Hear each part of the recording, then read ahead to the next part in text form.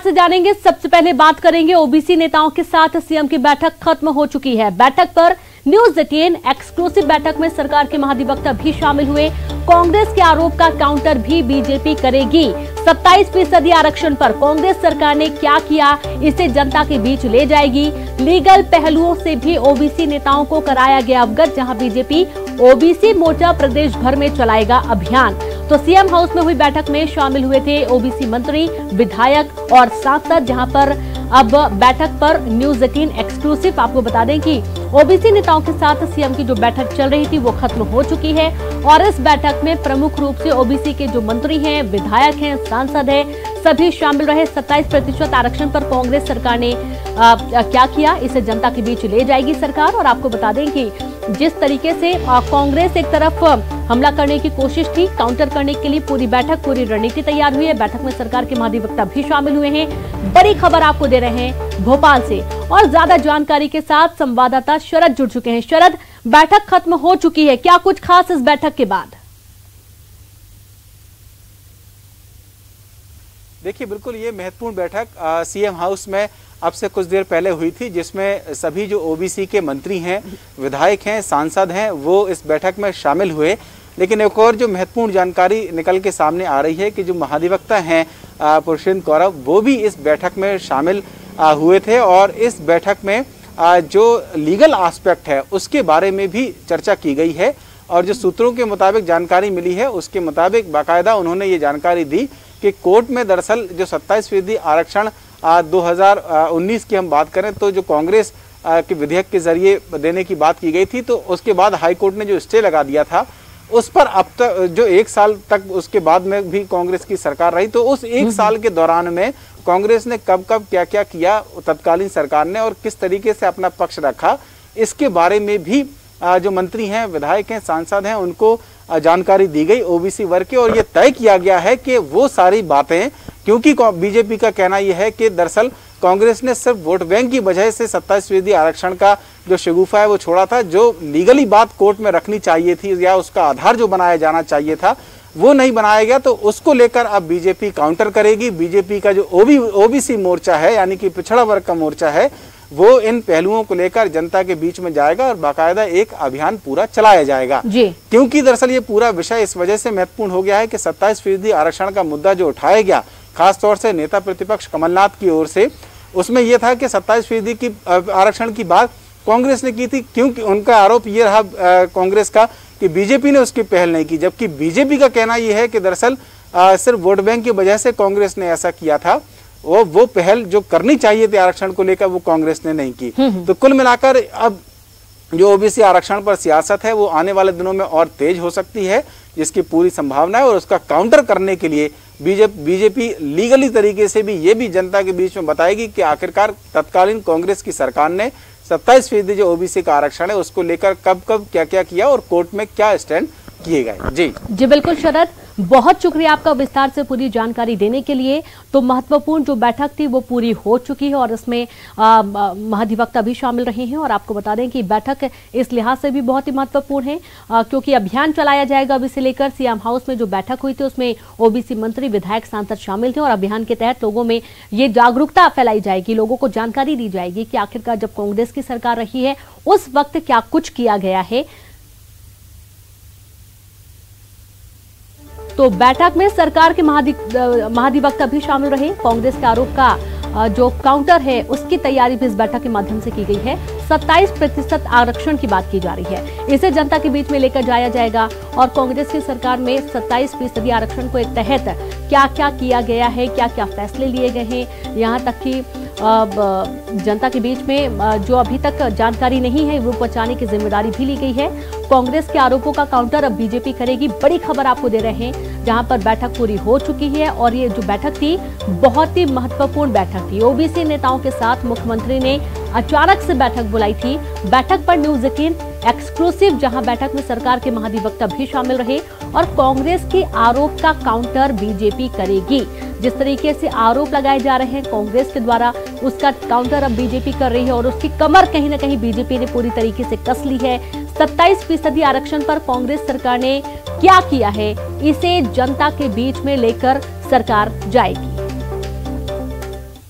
शिवराज सिंह चौहान की ओबीसी नेताओं के साथ आज एक महत्वपूर्ण बैठक हुई है और उस बैठक में शामिल रहे मंत्री भारत सिंह कुशवाहा इस वक्त हमारे साथ हैं।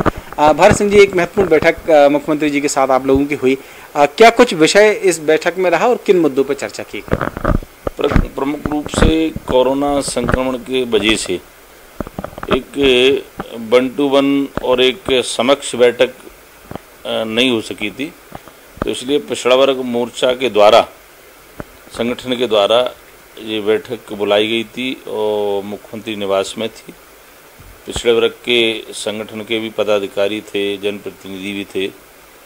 प्रमुख रूप से इसमें चर्चा ये रही कि कोरोना संक्रमण के समय हम न तो कोई कार्यक्रम कर सके और कांग्रेस के द्वारा बराबर ये भ्रम पिछड़े वर्ग के अंदर फैलाने की जो कोशिशें की जा रही हैं, उस भ्रम से बचने के लिए पिछड़ा वर्ग मोर्चा सामाजिक क्षेत्रों में लोगों को ये जानकारी देगा कि पिछड़े वर्ग की जो कांग्रेस बात कर रही है, कांग्रेस का न तो मन पहले सही था न आज है।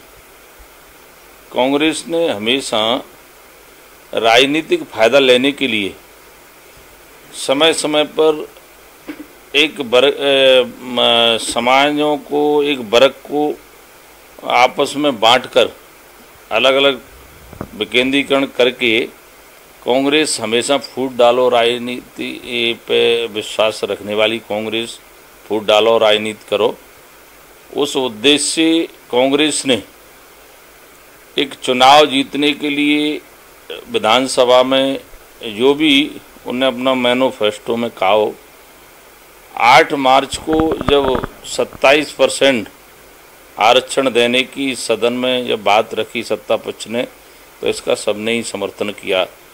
उस समय भी कांग्रेस की ये मंशा नहीं दिख रही थी कि ये जो 27% सदन में जो सरकार जो पेश कर रही है कि 27% आरक्षण मिलना चाहिए, चूँकि वो राजनीतिक फायदा उठाने के लिए उन्होंने 8 मार्च को आनन फानन में ये सदन के अंदर प्रस्तुत किया, और प्रस्तुति भी इसलिए किया कि सामने लोकसभा चुनाव आने वाले थे। लोकसभा चुनाव जीतने के लिए कांग्रेस ने पिछड़े वर्ग के तो मोदी सरकार ने केंद्रीय कर्मियों को एक बड़ी राहत देते हुए महंगाई भत्ते में बम्पर बढ़ोतरी की है। जी हां, सरकार के इस फैसले से लाखों कर्मचारियों और पेंशन वालों को फायदा होगा।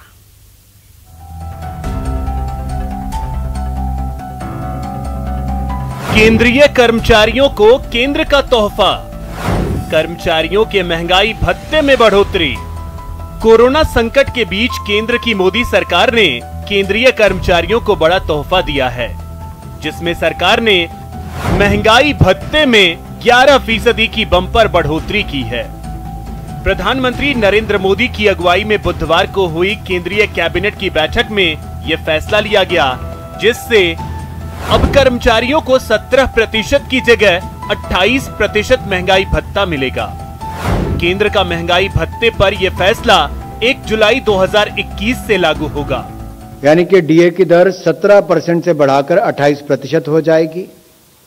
इसको 1 जुलाई 2021 से लागू किया जाएगा। दरअसल कोरोना संकट की वजह से केंद्र सरकार ने महंगाई भत्ता बढ़ाने पर 1 जनवरी 2020 से रोक लगा दी थी, लेकिन अब इसके बहाल होने से लाखों कर्मचारियों और पेंशन पाने वालों को फायदा होगा। लगभग 48,34,000 केंद्रीय कर्मचारियों को और 65,26,000 पेंशनर्स को इसका सीधा लाभ मिलेगा। बता दें, देश में महंगाई के असर को कम करने के लिए सरकार अपने कर्मचारियों को महंगाई भत्ता देती है। इसे समय समय पर बढ़ाया जाता है और रिटायर हो चुके कर्मचारियों को भी इसका फायदा मिलता है। Bureau report, news 18 network. प्रधानमंत्री नरेंद्र मोदी कल यानी कि 15 जुलाई को वाराणसी दौरे पर आ रहे हैं। उससे पहले वाराणसी में तैयारियां आज अंतिम चरण में हैं। रुद्राक्ष कन्वेंशन सेंटर में सजावट कर दी गई है, जिसमें जापान की झलक दिख रही है। कन्वेंशन सेंटर को जापानी शैली में सजाया गया है। जापानी फूल, जापानीज बंबू और हाथ के पंखे आकर्षण का केंद्र बने हुए हैं। दरअसल रुद्राक्ष कन्वेंशन सेंटर को दोनों देशों के सहयोग से तैयार किया गया है, इसलिए रुद्राक्ष कन्वेंशन सेंटर के उद्घाटन के लिए जापानी डेलीगेट्स भी काशी पहुंच गए हैं। जापानी दल का नेतृत्व जापान के राजदूत सुजुकी सांतोशी कर रहे हैं और इसके साथ ही जापान के पीएम योशिहिदे सुगा कल कार्यक्रम में वर्चुअली कार्यक्रम में जुड़ेंगे। तो वहीं पीएम मोदी ने अपने काशी दौरे से पहले एक के बाद एक कई ट्वीट किए हैं। पीएम मोदी ने ट्वीट कर कहा कि कल 15 जुलाई को मैं काशी में 1500 करोड़ रुपए से अधिक के विकास कार्यों की एक विस्तृत श्रृंखला का उद्घाटन करूंगा। ये कार्य काशी और पूर्वांचल के लोगों के लिए ईज ऑफ लिविंग को और आगे बढ़ाएंगे। तो पीएम मोदी के स्वागत में मां गंगा की विशेष आरती की गई और आज के गंगा आरती में पीएम मोदी के नाम से संकल्प लिया गया। इस दौरान उनके स्थान पर उनकी तस्वीर रखी गई और फूलों से स्वागत लिखकर पीएम मोदी का बनारस में स्वागत किया गया।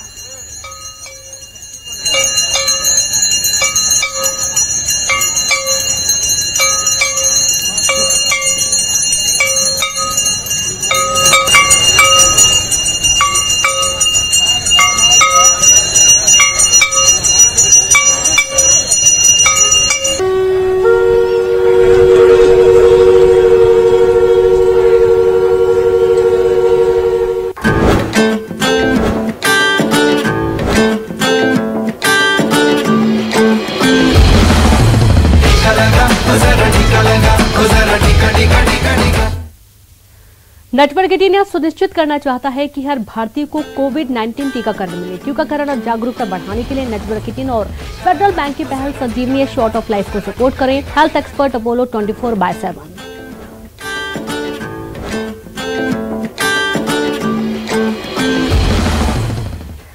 न डरिए न डराइए, सच जानिए और वही बताइए, प्लीज अफवाह मत फैलाइए। वैक्सीनेशन ही है संजीवनी से अपनाइए और यही काम कर रहा है नेटवर्क 18 जो फेडरल बैंक के साथ मिलकर वैक्सीनेशन को लेकर जागरूकता अभियान चला रहा है जिसका नाम है संजीवनी शॉर्ट ऑफ लाइफ और काम है जागरूकता के जरिए कोरोना को मात दें।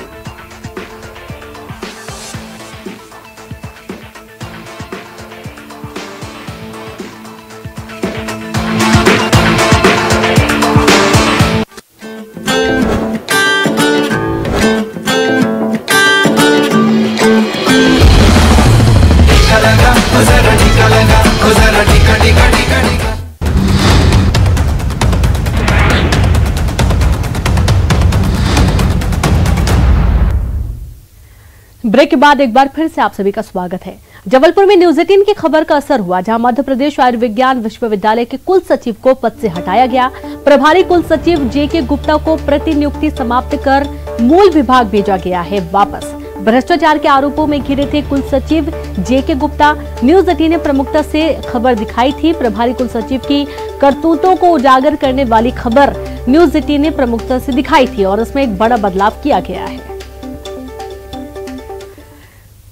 मुख्यमंत्री शिवराज सिंह चौहान कल 3 बेटियों का कन्यादान करेंगे। जी हां, सीएम शिवराज अपनी 3 दत्तक पुत्रियों के हाथ पीले करने जा रहे हैं। मां का फर्ज सीएम की पत्नी साधना सिंह निभा रही हैं। साधना सिंह विवाह से पहले आज माता पूजन के साथ ही तमाम अन्य रस्मों में शामिल हुई। इन तीनों बच्चियों का लालन पालन सुंदर सेवाग्राम में हुआ। आज मेहंदी रस्म के साथ ही माता पूजन हुई और कल विदिशा में ही बाढ़ वाले गणेश मंदिर से तीनों बेटियों का विवाह संस्कार संपन्न होगा। तो मीडिया से बात करते हुए सीएम की पत्नी साधना सिंह भावुक हो गई। उन्होंने कहा कि मां का हर सपना रहता है कि उसकी बेटी का विवाह हो और अच्छे घर जाए। मेरी प्रीति, सुमन और राधा की शादी होने वाली कल है। आज हम लोग का माता पूजन का कार्यक्रम हुआ है और मेहंदी लगी है। कल हल्दी होगी, फिर मंदिर गणेश वाले मंदिर से शादी होगी। तो बहुत अच्छा लग रहा है। फिर एक बार हमारे आश्रम में खुशी आई है। और इसी के साथ इस बुलेटिन में इतना ही। नमस्कार।